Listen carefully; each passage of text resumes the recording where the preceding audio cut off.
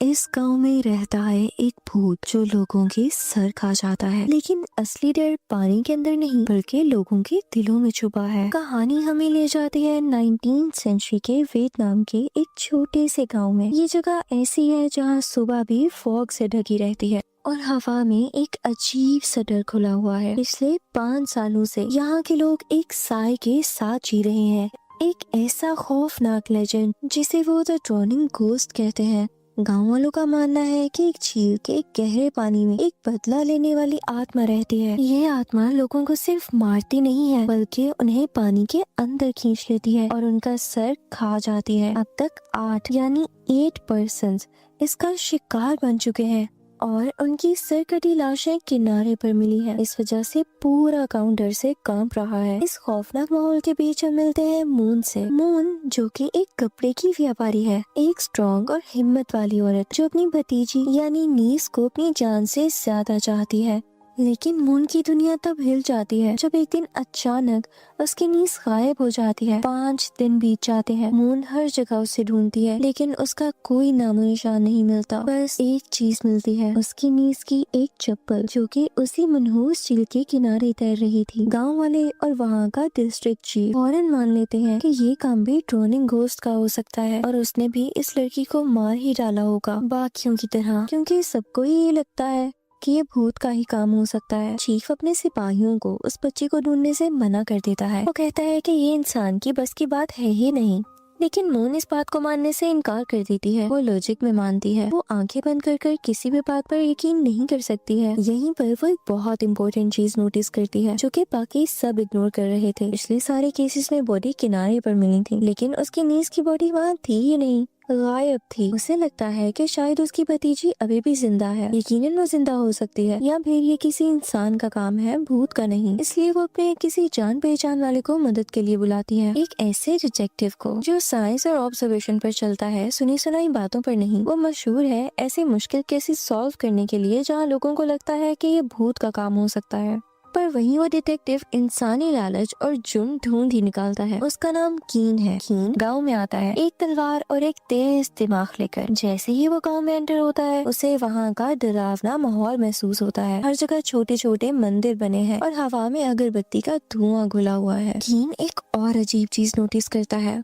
गांव के कुछ लोगों को अचानक नाक से खून बहने यानी नोज ब्लीड की बीमारी हो रही है। कीन सीधा डिटेक्टिव चीफ के घर जाता है मून से मिलने। वहाँ मून गार्ड्स के साथ बहस कर रही होती है, मदद की भीख मांग रही होती है। कीन बीच में आता है और अपनी अथॉरिटी यूज करके मून की मदद करता है। हमें पता चलता है कि मून और कीन का पुराना कनेक्शन है। कीन ने ही मून के करप्ट एक्स हस्बैंड को अरेस्ट किया था। फिर भी मून कीन की ईमानदारी की इज्जत करती है। मून उसे सब कुछ बताती है कि चीफ बेकार है, लोग डर रहे हैं और मेरी भतीजी गायब है। अब दोनों उसकी भतीजी के घर जाते हैं जहाँ वो अपने फादर के साथ रहती थी। कीन फौरन से अपनी इन्वेस्टिगेशन शुरू करता है। उसे पता चलता है कि मून की भतीजी एक बहुत ही चुपचाप और सीधी सादी सी लड़की थी जिसका कोई दुश्मन नहीं था। लेकिन एक बड़ा क्लू मिलता है। उस लड़की के गायब होने से 2 हफ्ते पहले एक चोर ने उसके कमरे में घुसने की कोशिश की थी।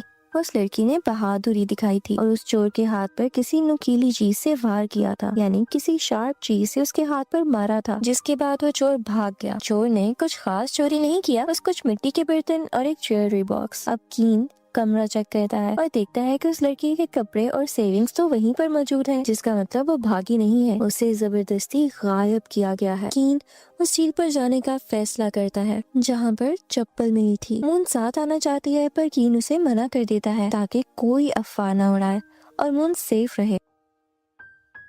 अब झील पर कीन को एक फिशरमैन मिलता है जो बताता है कि चीफ ने एक जादूगर जिसका नाम शमान टिन है उसे बुलाया है गांव की सफाई के लिए। कीन जादू टोने या ब्लैक मैजिक में यकीन नहीं रखता था, लेकिन फिर भी उस जादूगर से मिलने जाता है। वो जादूगर कीन को एक प्रोटेक्शन एमुलेट देता है और उसे डराता है कि वो भूत खून का प्यासा है। जब कीन वहाँ की वेजिटेशन के बारे में पूछता है, खासकर ज़ैंथियम फ्रूट के बारे में जो कि मून की भतीजी की चप्पल पर चिपका हुआ था, तभी मून भी वहाँ पर आ जाती है। वो कहती है कि वो इस इन्वेस्टिगेशन में शामिल होकर ही रहेगी। वो बताती है कि ये ज़ैंथियम फ्रूट सिर्फ एक ही जगह उगता है, वो थीम फॉल्स, जो पर पहाड़ियों में एक सुनसान झरना यानी आबशार है।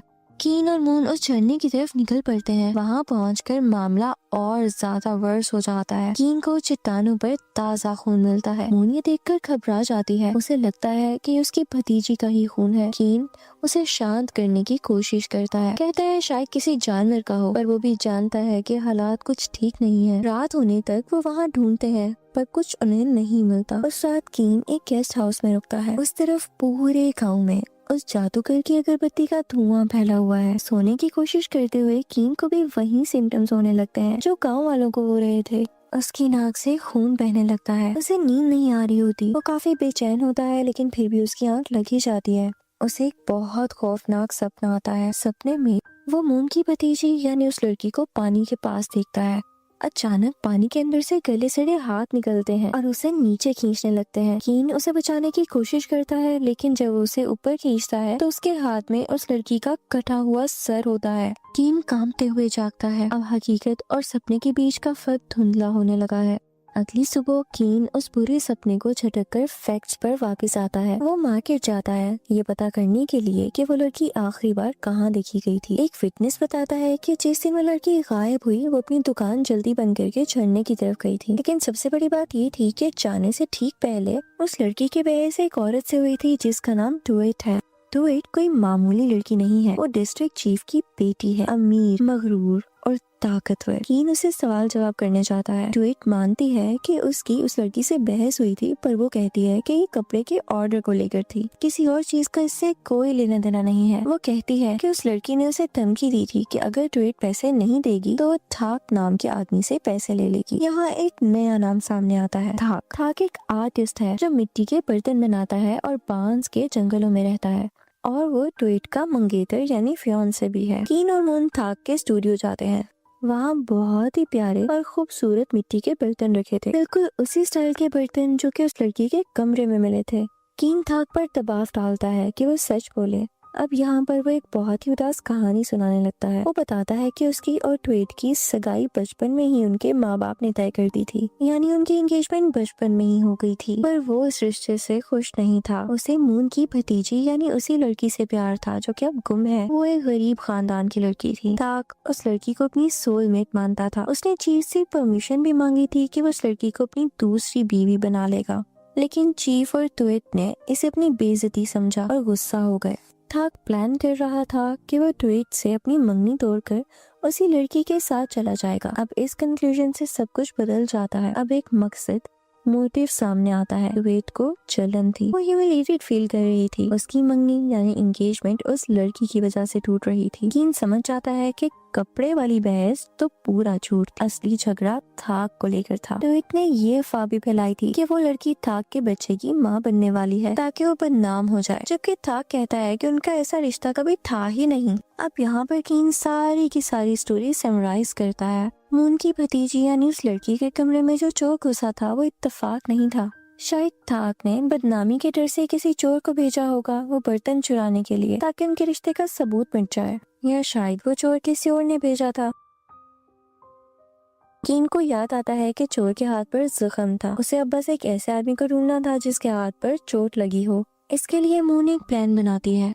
वो मार्केट में चाकू फेंकने का कंपटीशन रखती है ताकि सस्पेक्ट सामने आ सके। प्लान काम कर जाता है।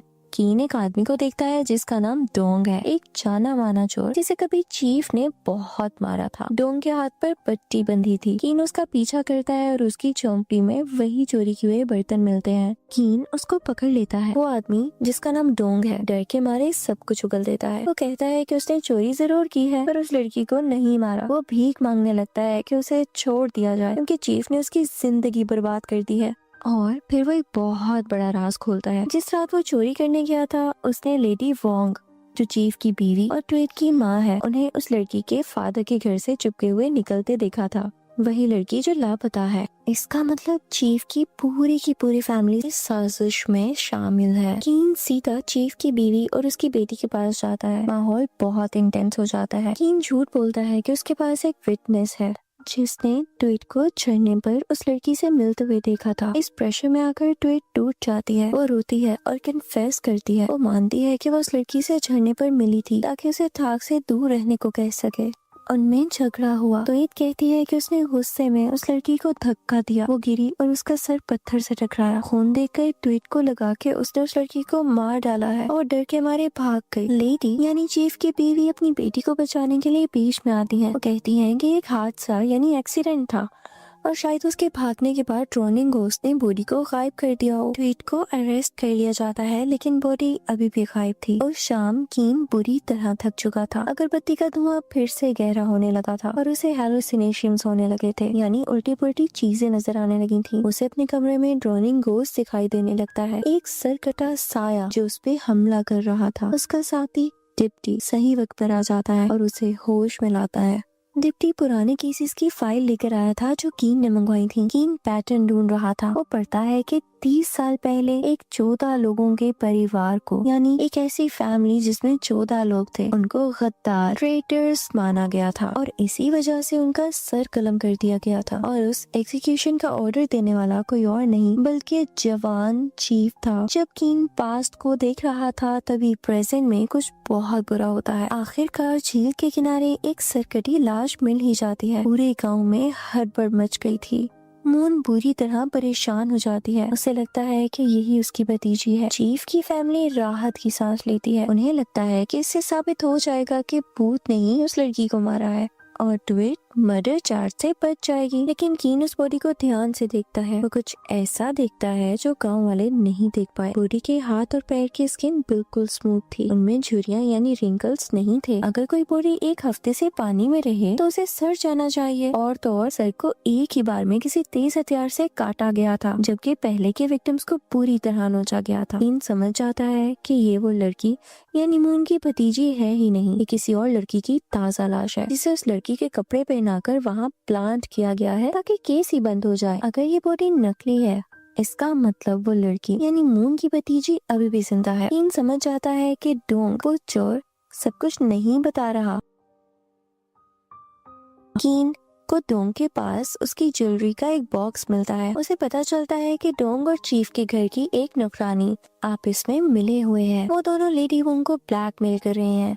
असल में डोंग ने झरने पर वो झगड़ा देखा था। जब ट्वीट ये सोचकर भाग गई थी कि वो लड़की तो मर गई है, तब डोंग ने देखा कि वो लड़की जिंदा थी पर बेहोश थी। उसे बचाने की बजाय डोंग ने उसे एक केव में छुपा दिया ताकि वो चीफ की बीवी से पैसे ले सके। डोंग ने ही वो चप्पल झील में फेंकी ताकि भूत वाली कहानी सच लगे और बाद में उसने एक बेगुनाह लड़की को मारकर वो नकली बॉडी वहाँ रखी थी ताकि वो लेडी से सबूत मिटाने के नाम पर अच्छी खासी रकम ले सके। लेडी अपनी बेटी और अपनी इज्जत बचाने के लिए डोंग को पैसे देने के लिए राजी हो जाती है, लेकिन मन ही मन में वो डोंग को मारने का प्लान बना चुकी थी। वो पैसे का थैला लेकर जंगल में जाती है। कीन और मून चुपके से उसका पीछा करते हैं। वो एक गुफा यानी केव के पास पहुँचते हैं। डोंग ने वहाँ पर मून की भतीजी यानी उस लड़की को बांध कर रखा हुआ था, उसे बाहर लाता है। लेडी यानी चीफ की बीवी डोंग को फंसाने की कोशिश करती है, लेकिन बात बिगड़ जाती है और वहाँ हिंसा शुरू हो जाती है।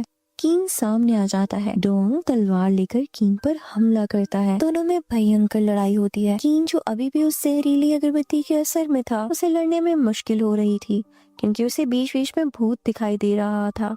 उधर लेडी वोंग मौका देखकर उस लड़की को मारने की कोशिश करती है ताकि ये किस्सा हमेशा के लिए खत्म हो जाए। मून अपनी भतीजी के लिए शेरनी की तरह लेडी वोंग से भिड़ जाती है। बिल्कुल आखिरी पल में जब डोंग कीन को मारने ही वाला होता है, कीन अपना दिमाग लगाता है और डोंग को धक्का दे देता है। डोंग पीछे गिरता है और वहाँ लगे स्पाइक्स पर गिरकर मर जाता है। मून भी लेडी वोंग को काबू कर लेती है। वो लड़की आखिरकार बच जाती है। पुलिस आती है और लेडी वोंग और बाद में ट्वीट को उनके जुर्मों के लिए अरेस्ट कर लिया जाता है। किडनैपिंग केस को सॉल्व किया जाता है और ये केस सॉल्व भी हो जाता है। वो लड़की यानी मून की भतीजी और मून फिर से एक हो जाते हैं। चीफ की फैमिली का असली रंग सबके सामने आ चुका था, लेकिन कीन अभी भी संतुष्ट नहीं है। वो राजी नहीं है कि ड्रोनिंग घोस्ट कोई असली मामला है और ड्रोनिंग घोस्ट का राज और पिछले 8 लोगों की मौत का राज अभी भी नहीं खुला था। नकली बॉडी से आखिरी केस तो समझ आ गया, पर बाकी 8 का क्या? कीन वापस उस अगरबत्ती की तरफ ध्यान देता है। उसका सैंपल लेकर एक डॉक्टर के पास जाता है। डॉक्टर कंफर्म करता है कि इस अगरबत्ती में एक रेयर जहर है जिसका नाम मनकिदा है। ये दिमाग पर असर करता है, डर पैदा करता है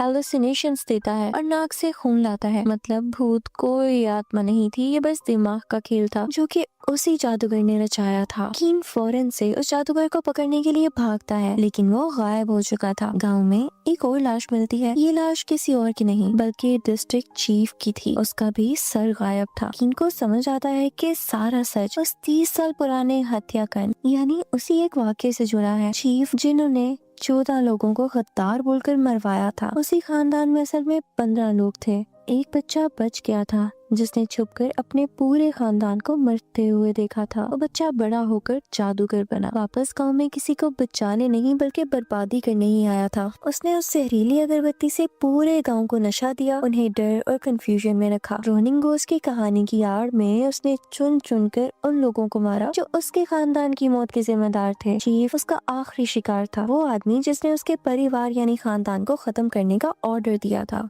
कीन को उस जादूगर की झोंपड़ी में एक ठंडी जैकेट की रुई मिलती है। वो समझ जाता है कि वो नॉर्थ की तरफ भागा है जहाँ ठंड होती है। मूवी इस सीन पर खत्म होती है जहाँ कीन और उसका डिप्टी घोड़े पर सवार होते हैं और वो भी नॉर्थ की तरफ निकल पड़ते हैं। वो सीरियल किलर को पकड़ने जा रहे हैं जिसने भूत का सहारा लेकर अपना खूनी बदला पूरा किया। ये कोई भूत की कहानी नहीं थी, ये इंसानी दर्द और बदले की एक खौफनाक दास्तान थी।